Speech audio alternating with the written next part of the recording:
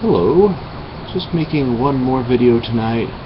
I plan to go turn in a little while, settle down and watch the entirety of the Bill Nye Hamm debate. I've seen some of the highlights of it, and I just wanted to share one first thing that I think would be definitely making the highlights if it had been mentioned. That I wish Bill Nye had mentioned that he had, no financial stake in the self-correcting truth. That, one of the principles of science, that, we are trying to, science and research is trying to create an accurate model of the world with predictive capabilities. So that, if new evidence emerged, and, Bill Nye said he was completely ready to change, his views as new evidence was presented. I think one of the major things is that, there might be slight financial stake, as some people would look down on him for just being wrong, and those are generally the people who were quicker to fix the blame than fix the problem. But I would of course look at him as like saying, wow, you're willing to admit you're wrong rather than just hold on to the idea that made you famous. Cool. It's one of the things that caught my eyes when the headlines came out that Stephen Hawking was saying that, published a paper saying that he may have gotten black holes wrong. That impressed me, that he did, if he caught that and to get it published. I just, if someone is willing to be truthful, admit that they are wrong, I think that it makes them much easier to trust and even forgive if need be. But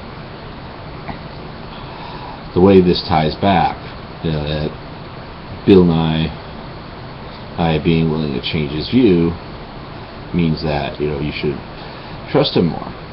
Hamm, on the other hand, has a massive financial investment in the Creation Museum, which I've read stories about it's not doing well, so they've had to introduce a zip line park, that it's not likely that the Ark Adventure will be funded because he didn't raise enough funds to get a bond drive going.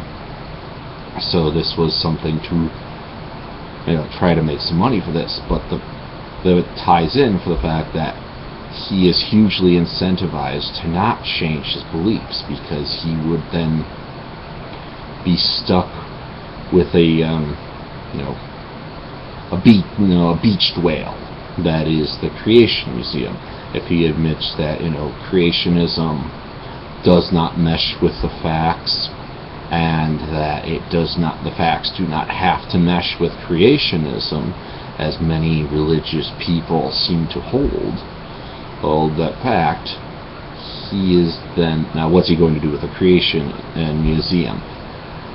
He loses the loyal fan base of true believers, and museums do have the problem of just being interesting, particularly in today's world of media, instant gratification, and a world where I can try to learn something every morning by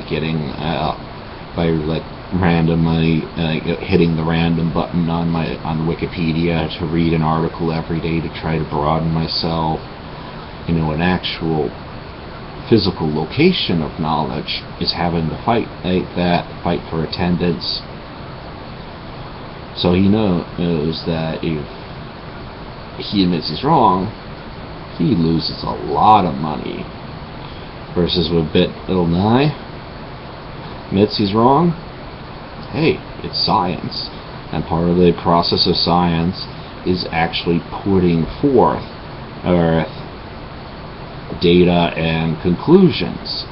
It's willingness to be wrong, because it's so much better to have data and conclusions for the world. I live so well thanks to science, the scientific method, the people who came before me, and